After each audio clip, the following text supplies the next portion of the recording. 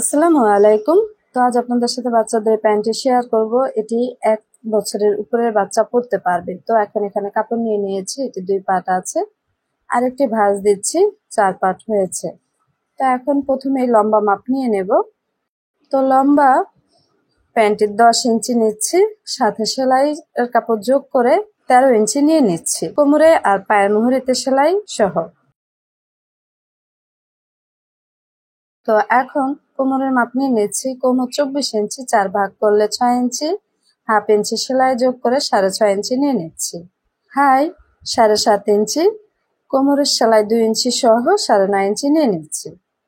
আর এখান থেকে 1.5 ইঞ্চি বেশি নিয়ে শেপ দিয়ে দিচ্ছি। পায়ের মুহুরি 11 ইঞ্চি, 2 ভাগ করলে 5.5 ইঞ্চি, তো সেলাই সহ 6 ইঞ্চি নিয়ে নিচ্ছি। তো এটুকুই হচ্ছে মাপ। তো এভাবে মাপ নিয়ে ছোট বড় সাইজ করে আপনারা বাচ্চাদের জন্য তৈরি করে দিতে পারেন। তো ভিডিওটি ভালো লাগলে অবশ্যই লাইক করবেন, কমেন্ট করে জানাবেন, অন্যদের সাথে শেয়ার করবেন। আমাদের অ্যানাদার চ্যানেল কারো ফ্যাশন বাংলাদেশ, সেখানে বড়দের ড্রেসের ভিডিও আপলোড করা হয়। তো সেই চ্যানেলটি সাবস্ক্রাইব করে আমাদের পাশে থাকবেন এবং আমাদের পেজের লিংক ডেসক্রিপশনে দেওয়া আছে, পেজটি ফলো দিয়ে আমাদের সাথেই থাকবেন। তো এখন প্যান্টটি সেলাই করে নিচ্ছি। এখানে যেহেতু পাড় আছে তাই এক ভাঁজেই সেলাই করছি, আর পাড় না থাকলে ডাবল ভাঁজ দিয়ে সেলাই করতে হবে।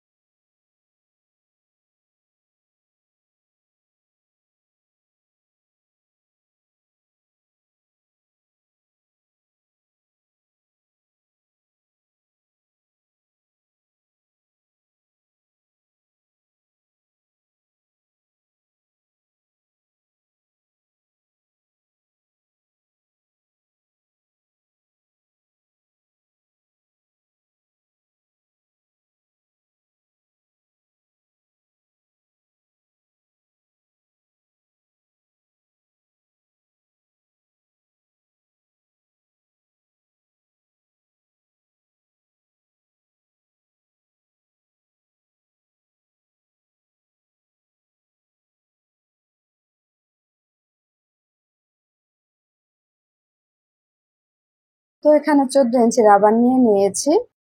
তো এখন এটিকে ভালো করে টাক দিয়ে নিচ্ছি, যাতে না ছুটে যায় এমন ভাবে টাক দিয়ে নিতে হবে। তো প্যান্টটি তৈরি করা খুবই সহজ। এভাবে ছোট বড় সাইজ করে আপনারা বাচ্চাদের জন্য তৈরি করে দিতে পারেন। তো ভিডিওটি ভালো লাগলে অবশ্যই লাইক করবেন, কমেন্ট করে জানাবেন, অন্যদের সাথে শেয়ার করবেন। তো ভালো থাকবেন, সুস্থ থাকবেন। আসসালামু আলাইকুম।